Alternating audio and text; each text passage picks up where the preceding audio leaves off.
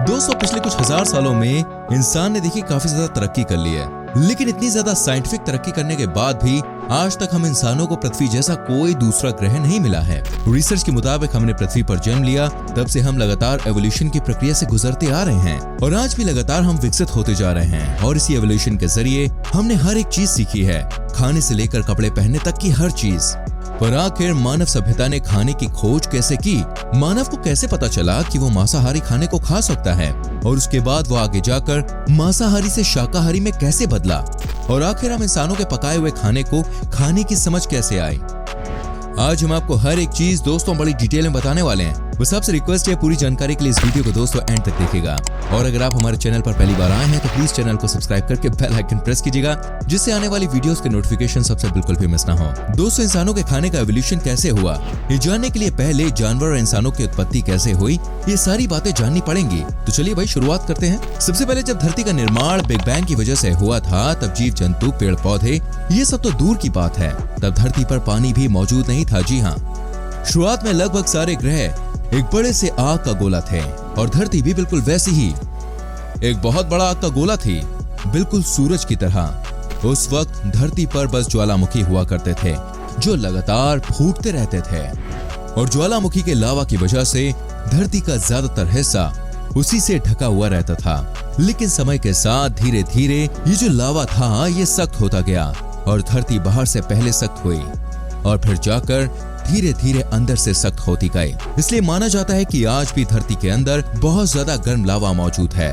वो भी उसके बिल्कुल कोर में। आज तक धरती के बीचों बीच जाना संभव नहीं हो पाया दोस्तों, लेकिन लोगों का मानना है कि धरती के बीचों बीच बहुत ही ज्यादा उबलता हुआ लावा मौजूद है, क्योंकि धरती ऊपर से सख्त होना शुरू हुई थी और इसी वजह से धरती के अंदर का हिस्सा पूरी तरह से सख्त नहीं हो पाया है।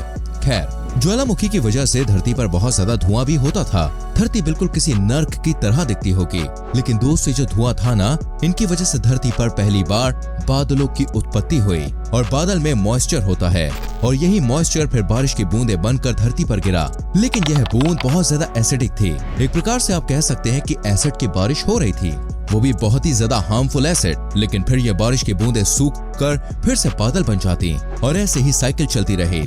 ऐसे जो पानी था वो धीरे धीरे फिल्टर होता गया और इस पानी की वजह से धरती जो थी वो और भी ज्यादा ठंडी होती गई। और जब पानी जो था वो धरती के गड्ढों में जमने लगा था और धरती के सबसे पहले जलधारा का बनना शुरू हुआ था। इसी जलधारा में पहले जीव का एवोल्यूशन हुआ। वैसे तो धरती पर जीवन कैसे आया, इसकी कई सारी थ्योरीज हैं जो कि आए दिन वैज्ञानिक देते रहते हैं। कई लोग मानते हैं कि हो सकता है कि धरती पर जीवन बाहरी दुनिया से आया हो, यानी कि बाहर से कोई एस्टेरॉयड धरती पर आकर गिरा होगा और उसमें से जीवन की उत्पत्ति हुई होगी। वैसे दोस्तों वैज्ञानिकों को एक बहुत ही पुराना उल्का पिंड मिला था जो कि शिवलिंग के आकार का था और उस पर धरती पर मौजूद सबसे पुराना डीएनए मिला था। लेकिन वहीं कई लोगों का कहना है कि ये उल्का पिंड दरअसल एक आम पत्थर है जो कि पानी के अंदर से निकला होगा। तभी के टाइम में कई ज्वालामुखी मौजूद थे जो पानी के अंदर होते थे और वैज्ञानिकों का मानना है कि ज्वालामुखी में जो रासायनिक प्रतिक्रिया होती है वो पानी से मिल गई और उसके ऊपर जब बिजली का बार बार गिरना हुआ तब सबसे पहले जीव की उत्पत्ति हुई और कई सालों तक ये जानवर एक सिंगल सेल के रूप में रहते थे।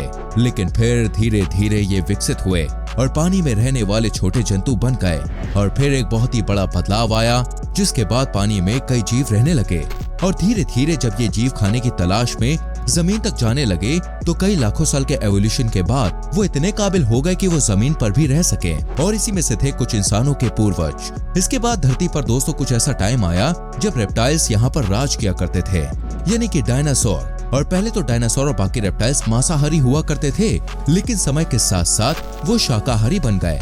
ये एक बड़ा सवाल है कि आखिर ये जीव मांसाहारी से शाकाहारी में परिवर्तित क्यों हुए। इसके बारे में देखिए अब तक कोई भी ठोस सबूत नहीं मिल पाया है, लेकिन वैज्ञानिकों का मानना है कि इसकी देखिए दो वजहें हो सकती हैं। सबसे पहला ये कि एक तरीके के खाने पर निर्भर रहने से जानवरों के बीच कंपटीशन होता था और इसमें फिर कमजोर जानवरों को कुछ और खाने की खोज करनी पड़ती थी। उसी के साथ एक ही तरीके के खाने को खाने से, यानी कि एक ही जानवर का शिकार करते रहने से वो जानवर विलुप्त हो जाया करते थे, जिसके बाद उनको कोई दूसरा जानवर ढूंढना पड़ता था या फिर खाने का कोई दूसरा तरीका। और ऐसे ही कर करके शाकाहारी खाने की शुरुआत हुई और उस टाइम में ऐसा देखा गया कि ज्यादातर जो जीव कमजोर हुआ करते थे या फिर ज्यादा आक्रामक नहीं हुआ करते थे वो शाकाहारी भोजन ही खाते थे। अब तक तो धरती पर इंसानों का नामो निशान नहीं था, लेकिन ये बात तो तय है कि इंसान इन्हीं में से किसी जीव के जरिए विकसित हुआ, जिसके बाद मानव सभ्यता की शुरुआत हुई। लेकिन इससे पहले धरती पर कुछ ऐसा हुआ था कि धरती की पुनः शुरुआत हो गई। हम बात कर रहे हैं दोस्तों डायनासोर्स के अंत की। अब ये कैसे हुआ, इसके ऊपर भी दोस्तों कई सारी थ्योरीज दी गई हैं, लेकिन सबसे ज्यादा फेमस ये है कि धरती पर एक बहुत ही बड़ा उल्कापिंड आके टकराया, जिसकी वजह से धरती पर रहने वाले तब की 80% लाइफ खत्म हो गई। जो बचे कुछ जीव थे, उन्हीं के एवोल्यूशन से आज हमारे सारे जानवर मौजूद हैं। तभी इस भयानक टक्कर से पहले धरती पर बहुत ज्यादा बड़े आकार के जीव मौजूद हुआ करते थे, लेकिन इस टक्कर के साथ लगभग सारे पेड़ पौधे भी खत्म हो गए और यही कारण है कि सारे जीव कम खाने के आदी होते गए और सरवाइव करने के लिए छुपने की जगह ढूंढने लगे। और ऐसे ही कर करके सभी जीवों का जो आकार था वो छोटा होता गया और तभी की सारी प्रजातियां और उस टाइम की सारी प्रजातियां सब मिलकर धरती को बहुत ज्यादा अच्छे से मेंटेन करती थीं। दरअसल वो हर चीज की साइकिल को परफेक्टली पूरा करती थी, जिसकी वजह से ना ही किसी जानवर की पॉपुलेशन बढ़ रही थी और ना ही खाने की कमी हो रही थी, क्योंकि सब जानवर अपना बस पेट भरने के लिए ही खाना खाते थे। लेकिन इसके बाद धरती पर हम इंसानों का आगमन हुआ और माना जाता है कि धरती पर इंसानों की शुरुआत अफ्रीका से हुई थी। अफ्रीका के कई कोनों में इंसानी सभ्यता झुंड बनाकर रहा करती थी, क्योंकि उनके लिए खाना ढूंढ पाना, अपनी रक्षा करना, ये सब इस तरीके से आसान था। और बिल्कुल तभी के ज्यादातर जीवों की तरह इंसानों के पूर्वजों ने भी मांसाहारी शैली को अपनाया था। वो खाने को तब कच्चा खाया करते थे और उस टाइम पे इंसान एक साथ तो रहा करते थे, लेकिन तब भी उनमें बहुत ज्यादा समझ नहीं थी, जिसकी वजह से धरती की साइकिल बहुत ज्यादा अच्छी तरीके से चल रही थी। लेकिन फिर इसके बाद इंसानों के पास आग आ गई और आग ने हर एक चीज बदल दी, क्योंकि फिर इंसान खाना पकाकर खाने लगे।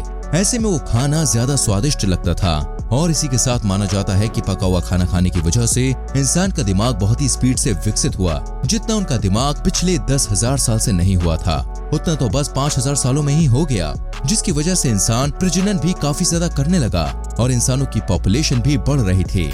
अब बहुत ज्यादा लोग एक साथ रहने लगे थे और पहले जहाँ पर एक जानवर का शिकार करके पूरे कबीले का पेट भरा जाता था, उसी कबीले के लिए अब 4 से 5 बड़े जानवरों का शिकार करना पड़ता था।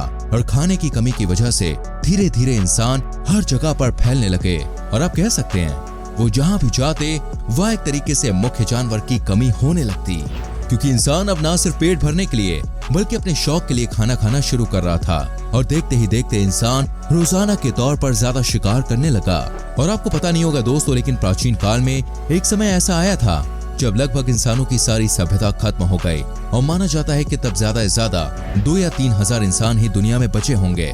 कुछ टाइम पहले जो पॉपुलेशन लाखों के ऊपर थी, अब वो 2000 पर आकर रुक गई थी, जो हमें बताता है कि कुदरत कभी भी चाहे तो हम इंसानों का नामो निशान मिटा सकती है। और आप देख सकते हैं कि कोरोना इसका एक बहुत ही सटीक एग्जाम्पल है, कैसे कुदरत ने चुटकियों में सारे इंसानों की जिंदगियां उथल पुथल कर दी।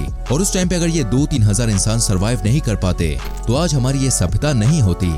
इसके बाद अपना पेट भरने के लिए इंसानों ने देखा कि कई जानवर पेड़ पर लगे फल खाया करते हैं और माना जाता है कि यहीं से इंसान ने शाकाहारी भोजन खाने की शुरुआत की। अगर आप कभी किसी कुदरती तालाब के पास गए होंगे तो आपने देखा होगा कि वहाँ आसपास कई छोटे छोटे पौधे उगे रहते हैं और उनमें से कई ऐसे होते हैं जिनमें गेहूं जैसे छोटे से अनाज निकलते हैं। माना जाता है कि यही इंसानों का पहला गेहूं था और तभी के ज्यादातर इंसान अनाज से ज्यादा फल और मांस को एक साथ खाना पसंद करते थे, यानी कि तब उनके आहार में फल भी हुआ करते थे और जानवरों का मांस भी होता था और इससे अच्छा बैलेंस बना रहता था। और जैसे कि इंसानों का और दूसरे जानवरों का एवोल्यूशन होता है, वैसे ही पौधों का भी एवोल्यूशन समय के साथ साथ होता रहा और ऐसे ही एवोल्यूशन के जरिए इंसानों को अनाज की प्राप्ति हुई और फिर इंसान काफी ज्यादा समझदार हो गए, जिसके बाद वो खाने को अलग अलग तरीके से बनाने की कोशिश कर रहे थे। और तभी उन्हें पता चला कि जैसे कि वो मांस को पकाते हैं ना, वैसे ही वो अनाज को भी पका सकते हैं। और खाने में सबसे इम्पोर्टेंट होता है नमक। ऐसे में आपने सोचा होगा कि नमक की प्राप्ति कैसे हुई। दरअसल देखिए, तभी खाना बनाने के लिए पानी का इस्तेमाल किया जाता था और कई बार पानी समंदर या उसके आसपास की नदी का हुआ करता था जिसमें नमक होता था और जब उसे पकाया जाता था तो पानी भाप बनकर उड़ जाता था, लेकिन पानी का थोड़ा बहुत नमक खाने में रह जाता था। और ऐसे करके धीरे धीरे इंसानों ने हर एक चीज सीखी और वो यहाँ तक पहुँचे।